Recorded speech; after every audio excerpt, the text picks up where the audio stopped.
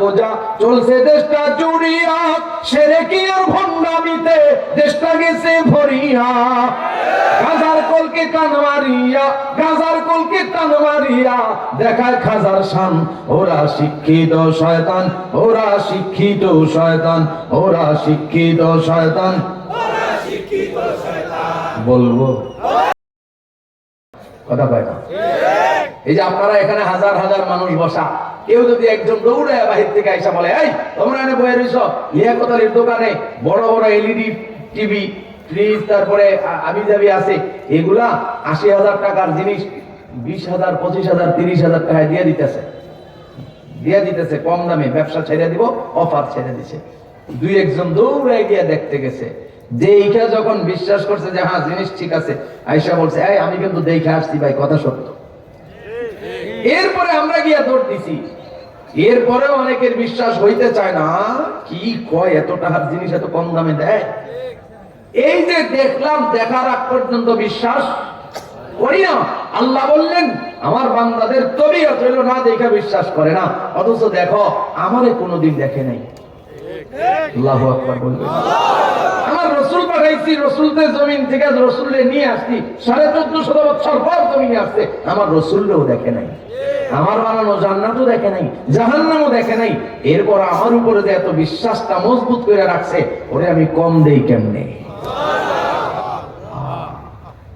আমার মালিকের কত দয়া, আমার মালিকের কত মায়া, আমার মালিক আল্লাহ কত দয়াবান।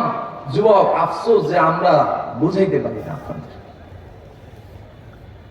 আল্লাহ তাআলা বললেন, এইভাবে পরকাল যদি কেউ আমার কাছ থেকে তালাশ করে, তো আমি পরকাল এইভাবে দিয়ে দিলাম। পাশাপাশি আল্লাহ বলেন, ওমান কানা ইউরিদু হারসাদ দুনিয়া নুতিহি মিনহা। কেউ যদি আমার কাছে দুনিয়া তালাশ করে পরকাল ভুলে যায়, কেউ যদি পরকাল বাদ দিয়ে শুধু দুনিয়া চায়, রব্বুল আলামিন আমারে দুনিয়া দিয়া দেন, পরকাল আমার দরকার নাই। কেউ যদি এমন তালাশ করে, তাহলে আল্লাহ বলেন নুতিহি মিনহা, আমি যাররা পরিমাণ, সামান্য পরিমাণ দুনিয়া তারে দান করি। জোরে কর নাউযুবিল্লাহ।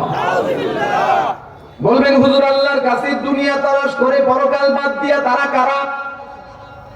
পরকাল বাদ দিয়া কারা আল্লাহর কাছে দুনিয়া চায়?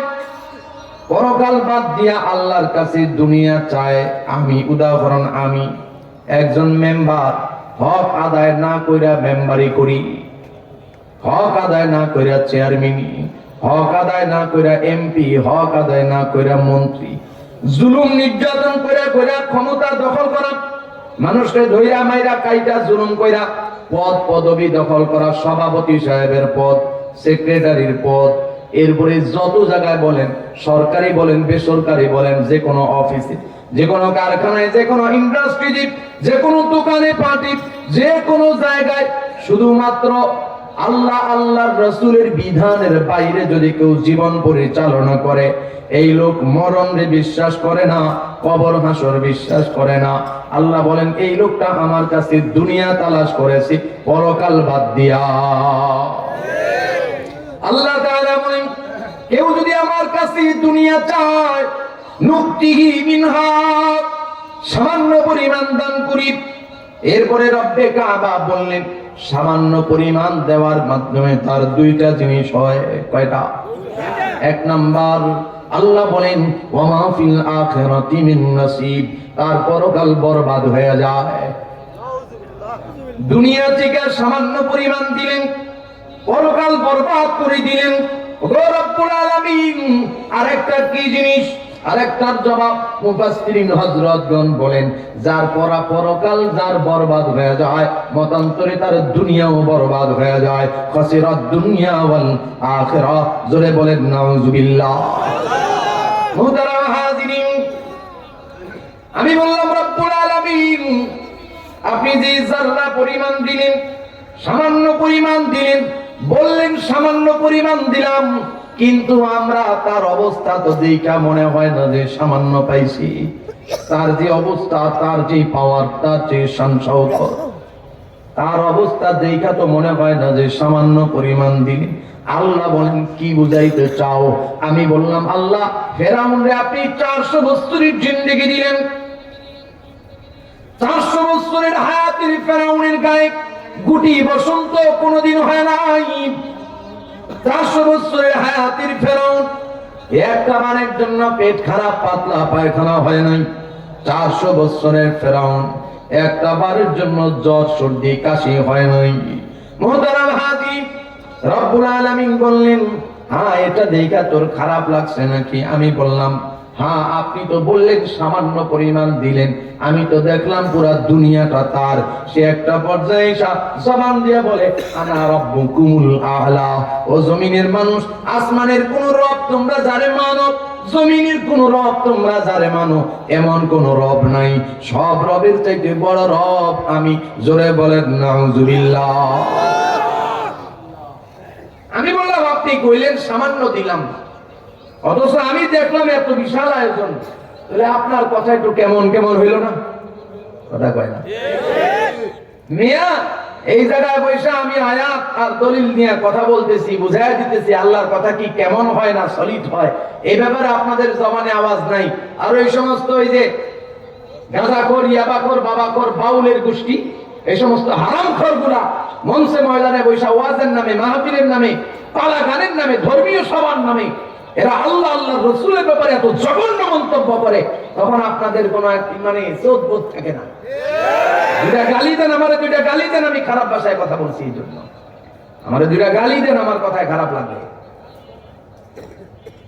কত জঘন্য অপরাধ তারা করছে সমাজে সমাজে, পাড়ায় মহল্লায়, সুফিবাদের নামে, বাউল ধর্মের নামে, গান বাজনা কি বলে পালা গানের নামে, মিলাদ শরীফের নামে, ওরস মোবারকের নামে কত মারাত্মক কথা বলে।